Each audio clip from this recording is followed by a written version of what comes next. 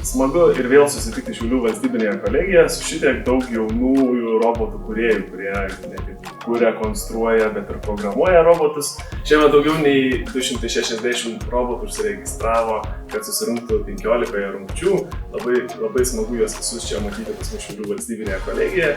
Juolab, kad pas mus veikia Šiaulių robotikos klubas ir jų veikla labai gražiai dera su Šiaulių valstybinėje kolegijoje vykdomomis studijomis, tokiamis kaip elektronikos inžinerija, gamybos inžinerija, elektros ir automatikos inžinerija. Taip pat šiemet turime vieną naują rungtį, tai yra Antway 454 gramai. Tai yra beveik pusės kilogramo robotai, kurie stengiasi sunaikinti savo varžovą. Man asmeniškai galbūt net įdomesnės yra tradicinės rungtys, tai yra linijos sekimas, turbo linijos sekimas, kur iš tikrųjų vos spėja akimis sekti robotuką.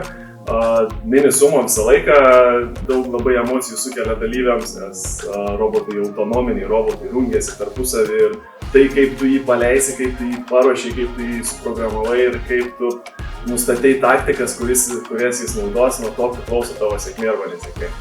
Taip pat šiemet Šiaulių valstybinė kolegija sulaukė ir svečių ir labai smagu, kad ta geografija plečiasi ir sulaukėme tikrai stiprių komandų tame tarpe ir tų, kurie visoje rytų Europoje skina prizinės vietas visuose didžiuliuose robotų mūšiuose, kur susirungia net ir tūkstančiai robotų. Tai tikrai džiugu matyti tokias komandas, kad jos vyksta pas mus į Šiaulius.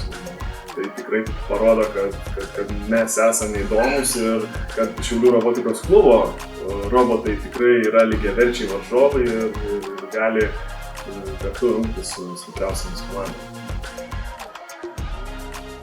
So, hi, I'm Remus from Romania, from the University of Polytechnics. I mainly participate in line forward competitions and bit of mini sumo. Yeah, so far we're thinking about coming next year as well with new robots, continue meeting new people here and seeing cooler designs. Yeah, very nice. We hope to be here for next year as well.